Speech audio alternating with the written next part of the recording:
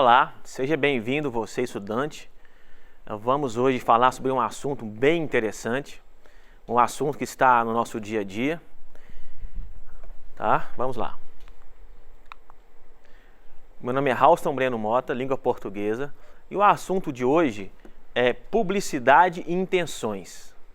E eu quero começar nessa aula de hoje falando sobre uma diferença que causa muita dúvida entre as pessoas. Publicidade e propaganda são a mesma coisa? Não.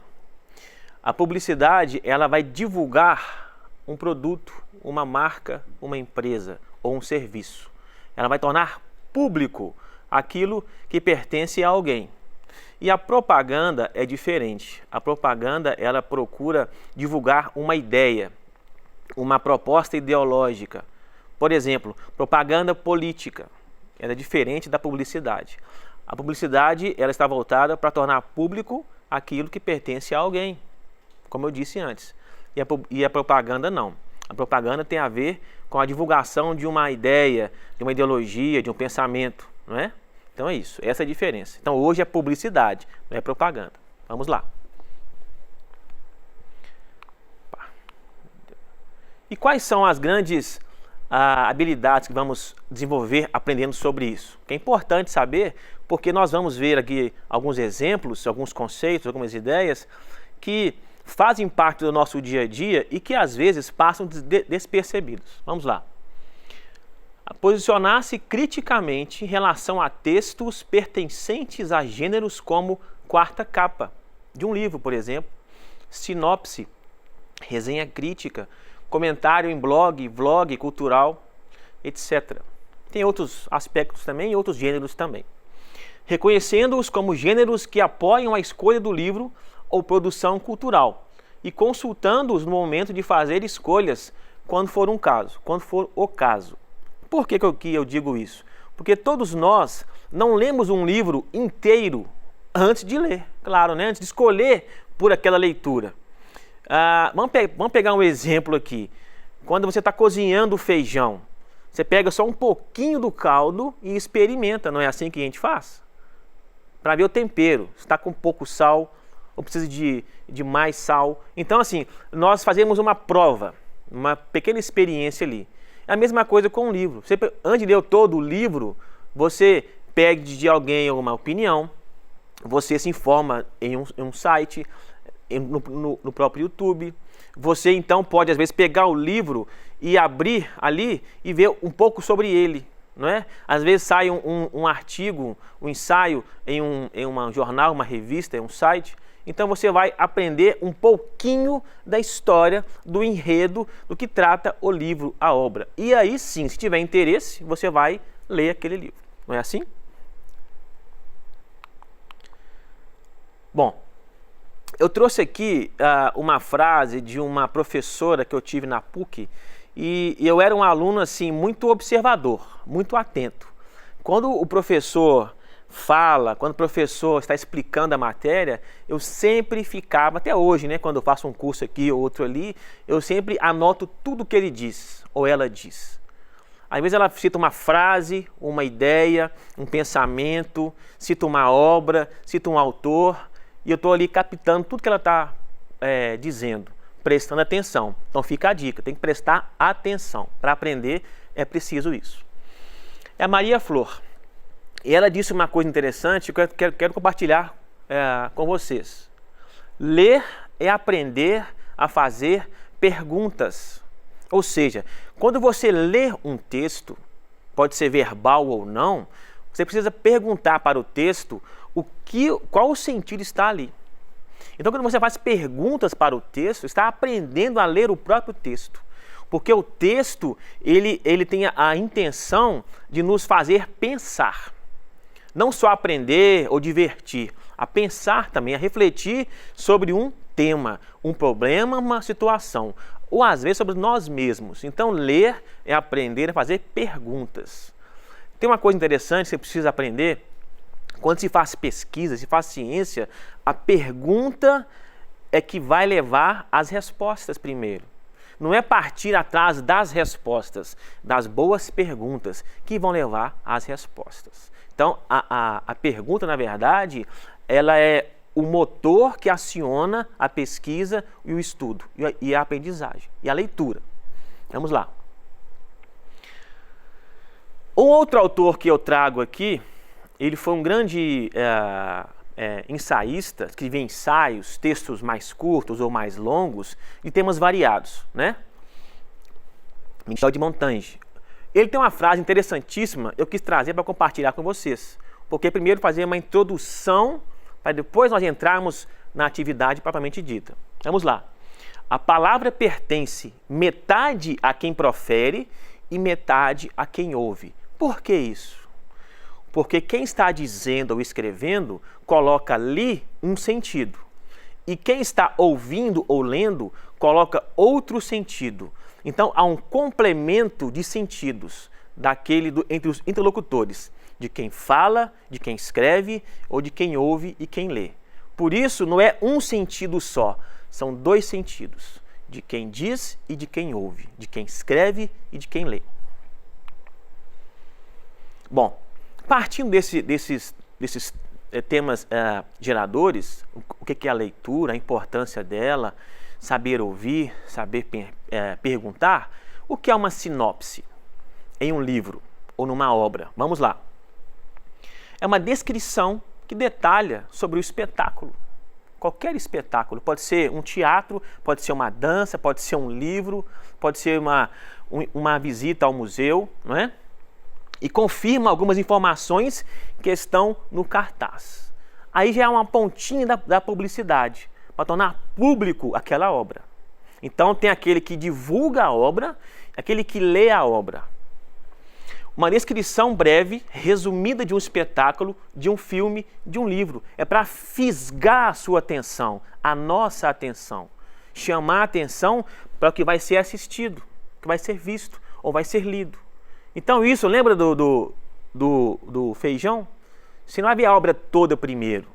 Você vai ter um experimento dela, um pouquinho dela, para depois você degustar toda a obra. É assim que funciona, não é? A sinopse. A sinopse descreve partes mais interessantes ou importantes do espetáculo ou do filme, ou de um livro, para possibilitar às pessoas o interesse ou não. Então você lê aquele pequeno resumo, aquela pequena sinopse, e você vai, bom, isso me interessou, chamou a minha atenção, eu quero assistir, eu quero ver. Então isso é como se fosse uma isca ou um chamariz para você assistir toda a obra. E a publicidade faz muito isso. Ela faz muito isso porque ela capta a nossa atenção em fração de segundos. A orelha de um livro. Todo livro tem uma orelha. A orelha de um livro é quando você pega o livro, abre o livro e você tem ali uma parte do livro que fica assim, como se fosse externa a ele então. Como se fosse a nossa orelha mesmo, né? Então é interessante, qual que é a relação entre o livro e a orelha? Você está ouvindo o que está sendo dito. Enquanto você lê, é como se alguém dissesse ao seu ouvido, olha, neste livro tem isso, isso e isso. Conta-se esta história, esses personagens, nesse ambiente, numa situação específica, num dado momento histórico. Isso é a orelha de um livro, né? Então ali para chamar a sua atenção. Então é interessante você pegar um livro, abri-lo e pegar a orelha e começar a ler ali. Pode ter relato do próprio autor, de um crítico, de alguém que já leu o livro ou conhece outras obras do autor e faz um comentário breve ali de 5 linhas, 8 linhas, 10 linhas, ou de uma orelha inteira, né? Às vezes na própria orelha do livro aparece, por exemplo, um pouquinho da biografia daquele autor ou daquela autora, onde nasceu, o que já escreveu, o que pensa, suas experiências. Então, isso é para chamar a sua atenção. Por quê? O livro tem que ser vendido. Ele é uma obra de arte, ele é uma obra e ela tem que ser consumida, vendida, comprada, não é assim? Então, a publicidade tem esse papel de chamar a nossa atenção, captar a nossa atenção, para nós, então, termos interesse pela obra. A orelha é isso. Na composição de um livro, é a parte da primeira ou da quarta capa que se dobra para dentro e que geralmente contém uma apreciação e informações sobre o texto e o autor. Acabei de dizer. Texto, pretexto e contexto. Todo livro, toda obra contém isso. O que é o texto? É o objeto de análise, é o que você vai analisar. Não é só o texto que é lido e falado, não. Pode ser uma pintura, é um texto. Uma propaganda é um texto. Tem um texto verbal e não verbal. Tudo é um texto, ok? Pretexto, a intenção, o motivo, o que levou à produção daquela obra. O artista. Todo artista cria algo com uma intenção. Né? Ele não cria à toa ou do nada. Ele está expressando o sentimento, a emoção ou a visão de mundo dele. Ele pode fazer um elogio na obra ou uma crítica, sempre levando a uma reflexão. É o pretexto. Por que se faz aquela obra? Porque ela foi criada, inventada, construída. E o contexto é o que está fora, ao redor da obra, ao redor do autor, que envolve tudo, o texto e o pretexto. Por exemplo, o momento de hoje, qual é o nosso contexto? Pandemia, vírus. Esse é o contexto nosso. Isso significa um cuidado especial, vacinação, não é? Então tudo isso é o texto, é o que estamos vivendo, vivenciando, experimentando. E o pretexto? A vida que está em jogo, não é?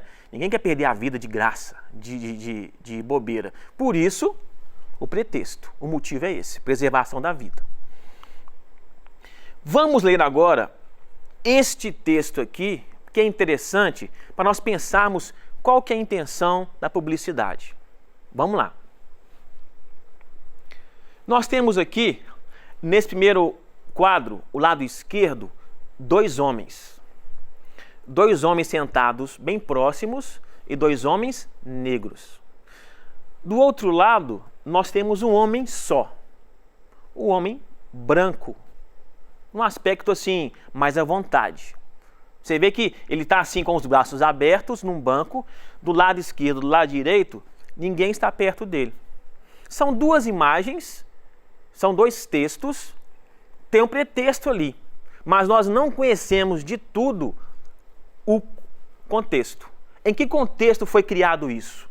Se nós ampliarmos a imagem, fazemos uma leitura mais aprofundada, mais especial sobre ela. Vamos lá. Agora fica mais fácil de ler e de interpretar. Olha só o contexto desse texto. Dois homens negros sentados num banco, um próximo ao outro. Homem branco num banco muito maior, caberiam muito mais pessoas, ele está sozinho. Essa foto foi tirada nos Estados Unidos há mais de 100 anos, em um contexto de racismo, de preconceito, de desigualdade social. Então, você pega aquela foto anterior, fala, nada demais. Dois homens aqui, negros, sentados, um do lado do outro, e do outro lado, um homem branco sentado em outra cadeira, ou em outro banco. Nada demais. Mas, quando você pega a foto no seu contexto total, você imagina o que se passa ali. Quer dizer, esse espaço que há entre eles é o espaço da desigualdade. É o espaço criado pelo preconceito. É o espaço criado pelo racismo. Essa é a obra. Percebe? O texto, o pretexto e o contexto. Está tudo ali colocado. É uma denúncia social do preconceito e do racismo. Ok? Eu trouxe aqui também um trecho da orelha do livro do Cristóvão Tesa, O Livro Eterno. Desculpa, O Filho Eterno. O Filho Eterno, obra de Cristóvão Tesa. É um autor nacional. Ele é professor, também escritor. Então veja bem que é interessante porque ele faz um pequeno relato da sua experiência como pai, com um filho que nasceu com uma deficiência. Olha só, o nascimento de um filho como um momento de ruptura na vida de um casal. Uma criança desejada, mas diferente. No livro corajoso, Cristóvão Tesa expõe as dificuldades inúmeras e as saborosas pequenas vitórias de criar um filho com síndrome de Down. Então, quando você lê esta orelha, você pensa, puxa vida, é um livro que pode me interessar. Por quê? É um relato real de um pai que teve um filho com síndrome de Down e ele vai mostrar ali as alegrias e as tristezas, as dificuldades e os prazeres de criar esse filho. Então, é uma forma de fisgar a nossa atenção, de chamar a nossa atenção para um fato social importante, não é? E a propaganda?